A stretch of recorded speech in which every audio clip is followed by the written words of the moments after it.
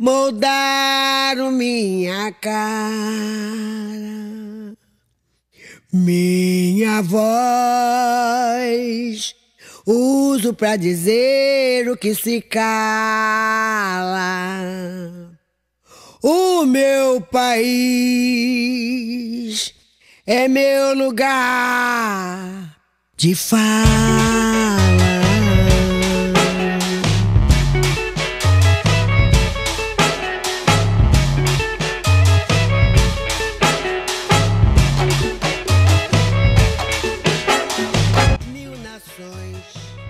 Envolvida com as lutas sociais desde muito cedo, construiu seus ideais em cima de fortes experiências políticas e pessoais. Passou pela candidatura do governo do estado de Pernambuco, é professora, historiadora e advogada. Formada em História com mestrado em Arqueologia pela Universidade Federal de Pernambuco e formada em Direito pela Universidade Católica de Pernambuco. Visando questões de gênero e violência desde a primeira graduação, hoje é advogada popular e atua para mulheres vítimas de violência, para o movimento que luta por moradia e para sindicatos da área de educação. O papo de hoje é com Dani Portela. Então, Dani, o seu pai ele foi do Partido Comunista, foi um preso político durante a ditadura militar e o seu avô foi exilado para Cuba. O seu engajamento político teve alguma influência dos dois? Sempre tem, né? Porque a gente quando eu digo eu sou porque nós somos, o passado ele reconstrói e constrói o que a gente é no presente. Assim. A história do meu pai sempre foi uma história de uma busca por justiça. Meu pai nem se identificava enquanto militante comunista, ele dizia que era uma pessoa que lutava incessantemente por justiça e justiça social. Isso teve uma influência sobre mim, porque aos 15 anos eu ganho de presente de 15 anos um curso para alfabetizar adultos pelo método Paulo Freire. Então, isso transforma muito a minha vida na adolescência, quando eu entendo que, para mim, naquele momento, ensinar um adulto a ler era o que havia de mais transformador e revolucionário na vida de alguém. E, a partir disso, eu decido ampliar essa revolução para outras pessoas, né? Eu escolho fazer uma licenciatura na graduação, me tornar professora e professora de história, muito bebendo nessas fontes que eu vivi em casa, de leitura, de diálogo, de conversa, de movimentos sociais. Então, desde a época da escola, eu já me engajava no movimento estudantil. Então, há reflexão, sim, no que eu aprendi, no que eu convivi, apesar de eu ter uma história muito diferenciada do meu pai, do meu avô, eu buscar assim, a minha própria história, né? Eu ser atora e autora da minha própria história. Entendi. Ainda falando um pouco sobre a questão de infância, você se reconheceu como mulher negra, tendo em vista que corpos negros demoram a se identificar como negros, como pessoas pretas? Você demorou a se entender como mulher negra? Olha, falar sobre essa questão de negritude, de autorreconhecimento, até relacionada à minha própria existência, eu tenho que voltar um pouquinho mais. Eu sou filha adotiva. Como você fez o link, meu pai ele foi preso político e durante a ditadura militar ele sofreu diversas torturas e ao ser torturado ele ficou estéril. Então, nessa tentativa de ampliar, de fazer a família crescer, ele optou como a adoção, como a forma de paternar alguém. Então eu tenho um irmão, eu sou a segunda filha, uma filha por adoção, só que eu sou uma mulher negra que foi adotada por uma família branca. Então essa negação da negritude vinha por parte da minha própria família, que não me enxergava enquanto uma criança negra. Era como se a negritude fosse a prova da adoção, tá, de uma forma muito clara para todo mundo. Então meus pais eles são mais velhos e eles vêm de uma época de que a adoção ainda era velada de um segredo. Então eles não me contaram que eu era filha adotiva na infância. E eu começo a me questionar da negritude a partir daí, porque eu não me parecia fisicamente com ninguém não me parecia fisicamente com a minha família, com os meus pais, com meu irmão. E eu começo a questionar isso ainda na infância. E na adolescência, esse conflito ele se exacerbou mais no momento que eu começo um processo de me aproximar do movimento negro e começo um processo também de empoderamento dessa negritude em relação a ações afirmativas, a própria questão do cabelo, que tinha um peso muito grande dentro da minha família, assim, essa coisa de mexer com o cacho, com o black, de assumir a negritude. Eu me reconheço enquanto uma mulher negra, eu já me via como uma criança diferenciada daquele contexto familiar, mas eu acho que esse reconhecimento, a partir dos elementos que a gente considera como afirmativos de uma negritude, ele chega para mim muito forte na adolescência, quando eu me aproximo do movimento negro aos 14 anos de idade. Mas você se aproximou do movimento negro com o feminismo negro ou foi separadamente? Primeiro você teve noção da questão racial e depois você teve noção da questão de gênero? Não, nesse momento, na adolescência, essa questão de feminismo negro era pouquíssimo discutida, né? Enfim, eu tenho 43 anos hoje, eu estou falando no início da década de 90, a gente está falando do ano 90, 91, onde essas questões do feminismo negro naquele momento para mim não apareciam de uma forma posta, mas a questão do movimento negro, a questão das ações afirmativas em relação à negritude, se começava a discutir muito essa questão dos brinquedos, essa questão do cabelo, da aceitação, dos padrões midiáticos que eram não negros. E aí eu começo a perceber essa questão da negritude como um sistema, da mesma forma que eu começo a perceber que a branquitude também ela era um sistema e não apenas um indivíduo, mas que existiam indivíduos que reproduziam esse sistema, e isso era a base do racismo, e do racismo que aprofundava tanto as diferenças que eu já observava na sociedade brasileira. Como você bem disse, você fez a graduação em História, depois o mestrado em Arqueologia e depois você fez a graduação de Direito. Porque depois de ter feito, de ter sido professora e de ter passado por toda essa questão de licenciatura, por que você escolheu o bacharelado em Direito? Olha, eu vou fazer 2 recortes, porque eu falo da questão da negritude e o recorte do gênero. As questões de gênero, elas começam a emergir na minha vida no início da graduação. Na minha primeira graduação em História, eu começo, dentro da graduação, a pesquisar gênero e violência.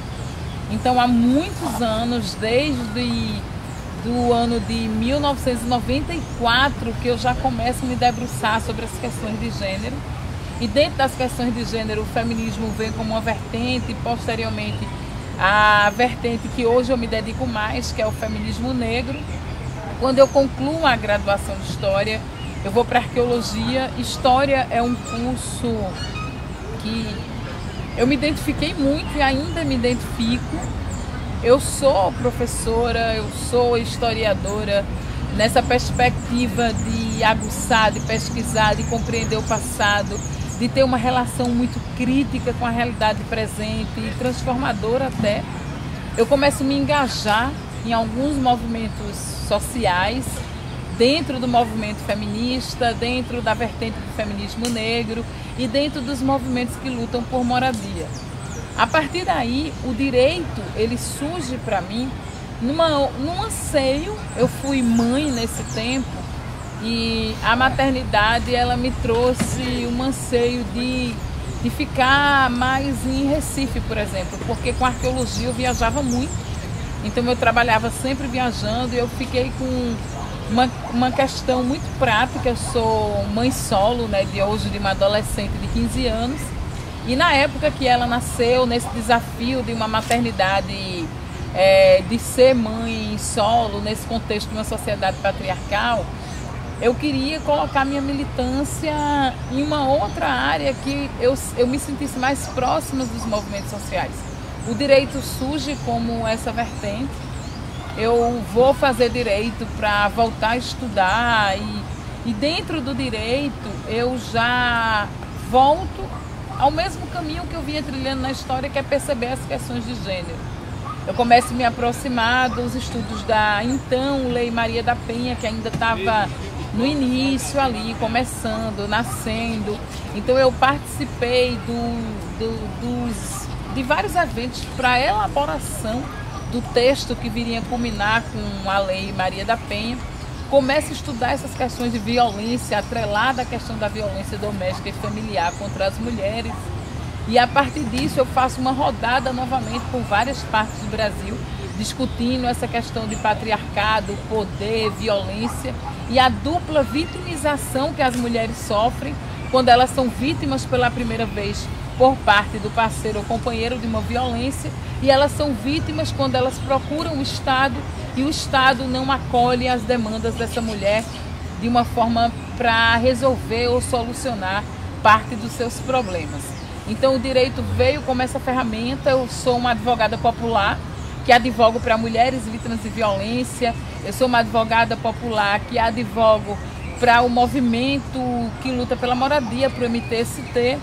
E a partir das jornadas de junho de 2013, eu me aproximo de alguns movimentos sociais, advogo para alguns estudantes que foram criminalizados com a onda de manifestações que teve no Brasil e me aproximo de um coletivo de juristas que lutam pela democracia. E é interessante que esse coletivo ele já nasce há alguns anos e nesse momento a gente vê o quanto essa discussão de defesa da democracia ela é tão essencial e importante e se revelou muito forte nesse momento histórico. Foi através também da advocacia que você se aproximou do PSOL?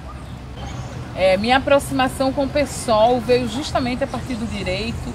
Eu militava em algumas frentes, mas não tinha nenhuma aproximação com um partido político. Em 2016 eu fui convidada para advogar nas eleições municipais do PSOL em 2016 e naquele momento eu me aproximo desse instrumento, né, de um partido político como advogada, e a partir dali eu conheço algumas figuras dentro do PSOL, como Marcelo Freixo e na sequência a ex-vereadora do Rio de Janeiro, Marielle. Então eu vou me aproximando da causa das mulheres dentro do PSOL, especialmente das mulheres negras. E nessas eleições que eu ajudei a contribuir na equipe jurídica, o PSOL ele dá um salto. Ele elege no Brasil inteiro várias mulheres vereadoras em várias câmaras municipais. E muitas delas mulheres negras.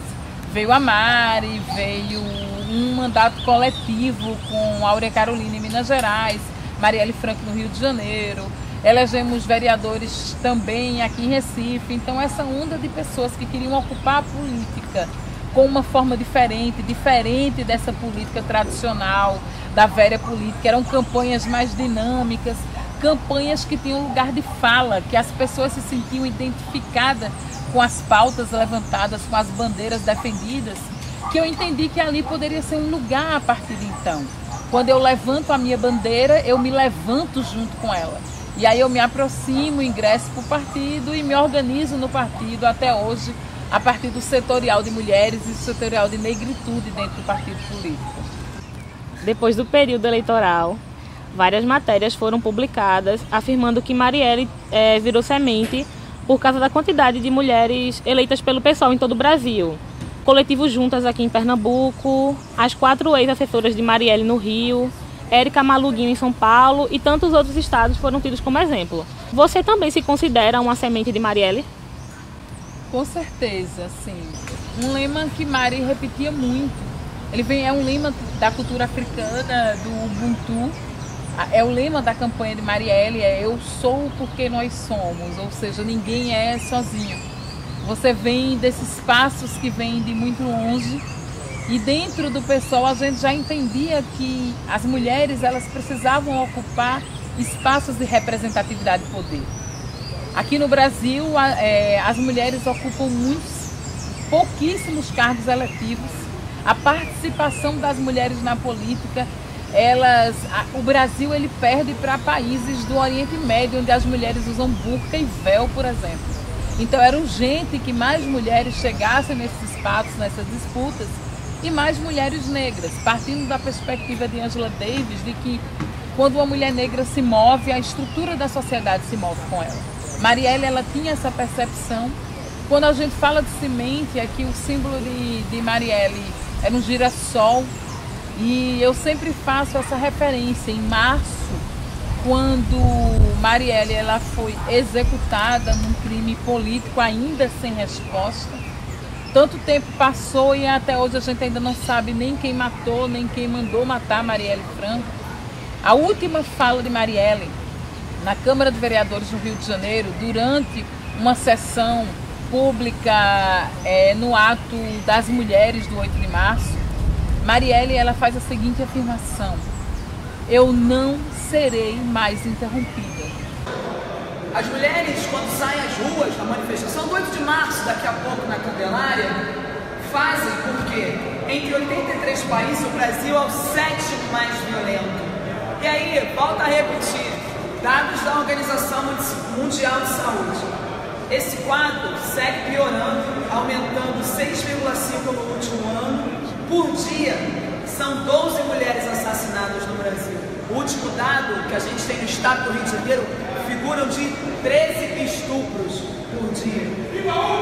Essa é a relação com a violência contra as mulheres.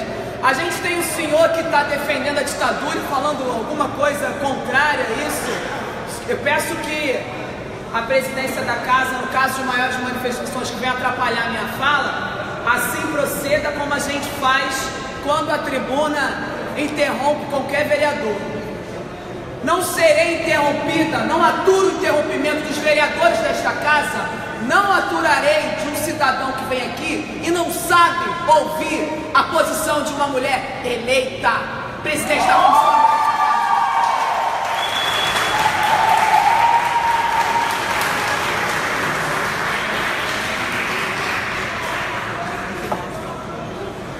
Poucos dias depois, no dia 14 do mesmo mês, ela teve sua vida interrompida e a partir dali, muitas mulheres do partido decidiram que era o momento de segurar a mão uma das outras e multiplicar Marielle, para que muitas Marielles surjam não só no Brasil, mas pelo mundo inteiro.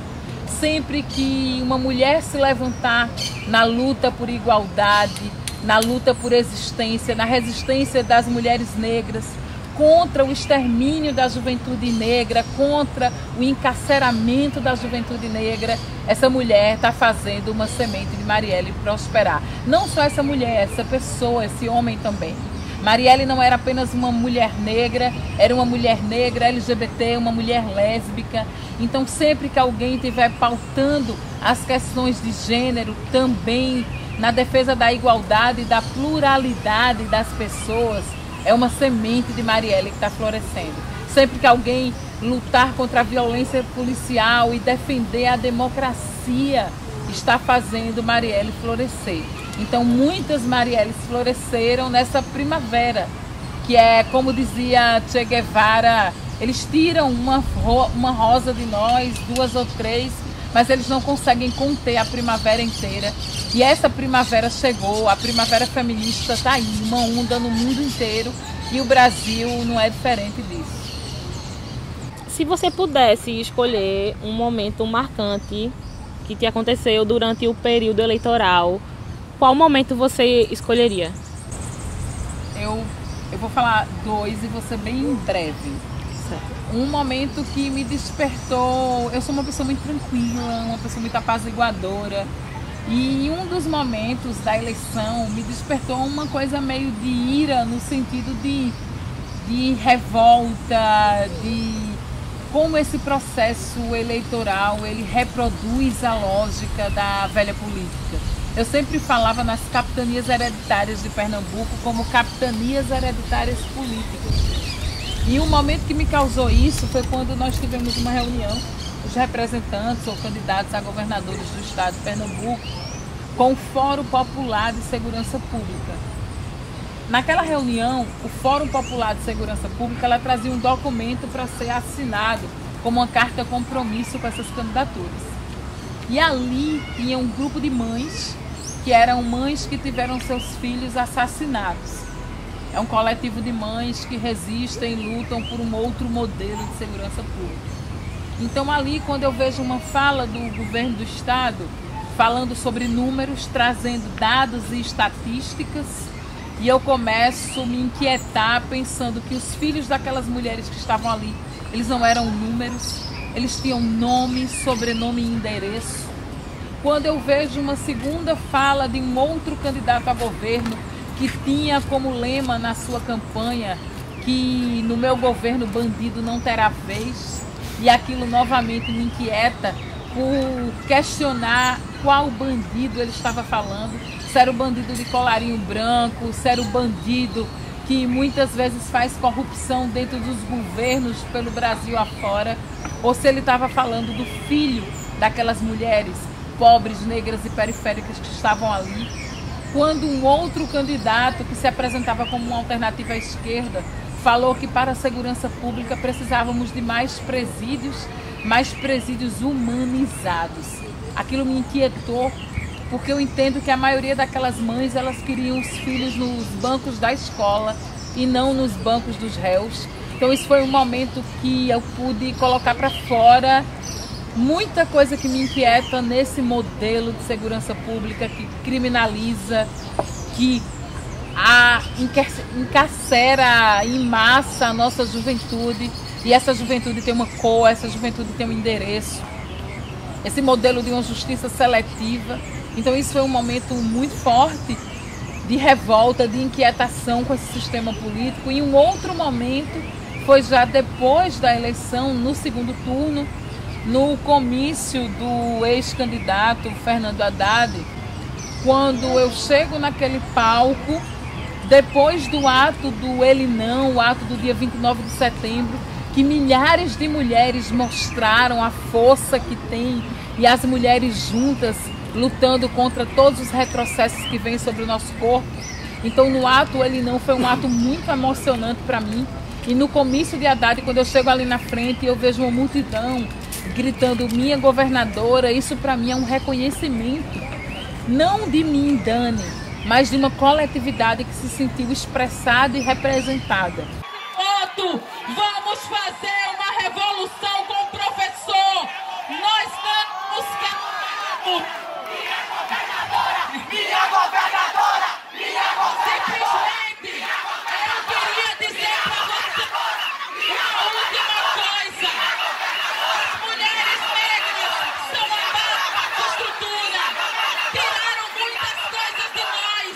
Nós não aceitaremos. E ali, isso chega muito forte para mim, o eu sou porque nós somos, eu sou porque todo mundo está sendo junto comigo. E essa necessidade desse lema para o próximo tempo, para enfrentar tempos sombrios, ali eu senti muito forte o ninguém só o tamanho de ninguém. Somos muitos e muitas, e ali eu senti que nós realmente estamos juntos. Bom, finalizando, se você pudesse deixar uma mensagem para a população e para as pessoas, para grupos marginalizados, uma mensagem de esperança, qual mensagem você deixaria? Olha, o Brasil ele tem 518 anos, são 518 anos de resistência das populações indígenas, da população negra que foi trazida contra a sua vontade para esse território. A gente sabe o que é resistir, e a gente precisa resistir para continuar existindo. Então eu tenho feito muito esse apelo dessa necessidade de aquilombar, no sentido de se fortalecer, de se juntar e de não desistir dos sonhos. Essa eleição ela trouxe para as pessoas um sentimento de medo, de solidão e de insegurança, e a gente não pode sucumbir diante o medo, a solidão e a insegurança. É preciso ter esperança de que esse período vai passar e a gente vai sair com mais musculatura, Eu sempre falo que a esperança ela é como um ar, é uma fala de Paulo Freire que diz que a esperança é como o ar que a gente respira. Se não tiver ar, a gente morre. Se não houver esperança, não tem por que continuar o histórico. Então, com esperança, sem medo, de mãos dadas, vamos seguir defendendo a democracia, defendendo as nossas vidas e estando junto nessa defesa dos nossos direitos. Por nenhum direito a menos, por nenhuma vida a menos, que ninguém seja abandonado nesse meio do caminho, que a gente esteja realmente junto nesse grande quilombo de resistência. Lugar de fala, nosso país, nosso lugar de fala.